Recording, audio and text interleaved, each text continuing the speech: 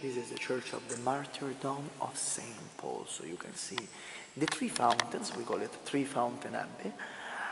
And you can see on the ground the original mosaics that have been found here around. So you have to imagine that this road wasn't in the middle of nothing, but was in the middle of a district where were actually houses, shops, and maybe villas. This mosaic witness about that.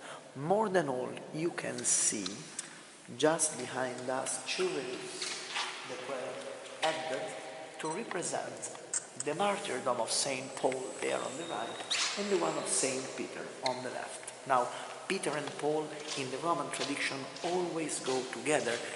Our Saint Day, June 29, is called Saint Peter and Paul Day because we celebrate both of them together.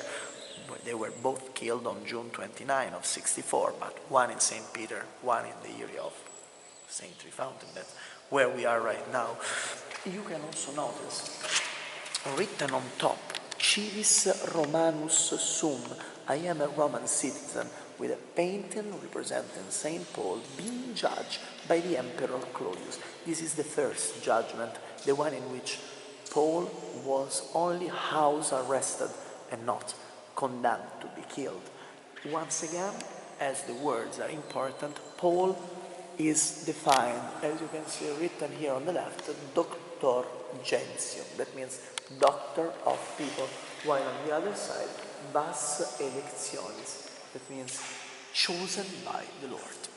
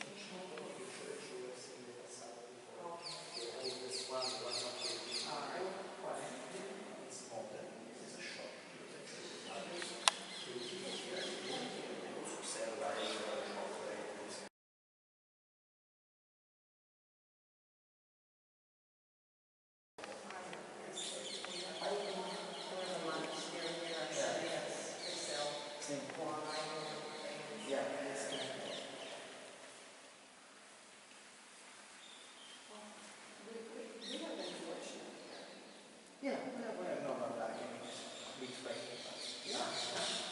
Not like Nothing driving. exactly. Nothing that we can't fix.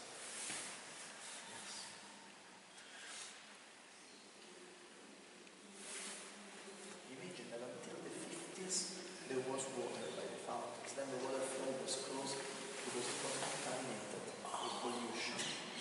And so these water springs, they don't give water, not because there is no water, because it goes. Because you know,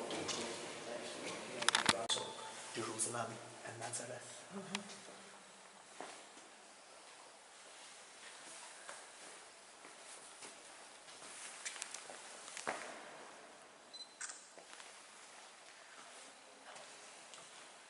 This is a mosaic Down there, the mosaic that represents Saint Paul, Saint Francis, Saint Sebastian, and Saint James.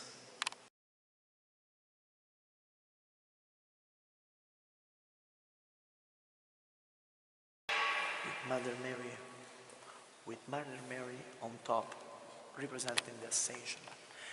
As we were saying, we are not interested in what we see here. We are interested in what's down there. Down there is a crypt. There is a crypt, so an underground part of a church. In this crypt, there isn't only the cemetery, but there is also a niche, a small grotto that was incorporated in the church. That's the place where, according to tradition, Paul prayed for the last time before then the martyrdom. And we're going to see.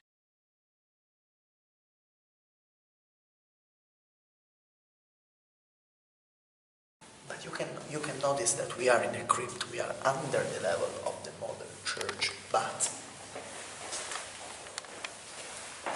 we are in parallel on the level of the road where Paul was walking. So you have to imagine that the crypt was incorporated in the church, but the entrance used to be here, and this was a niche where for many centuries they wrongly thought there was a jail where Paul was imprisoned. Now we know that Paul wasn't in prison here there was no jail.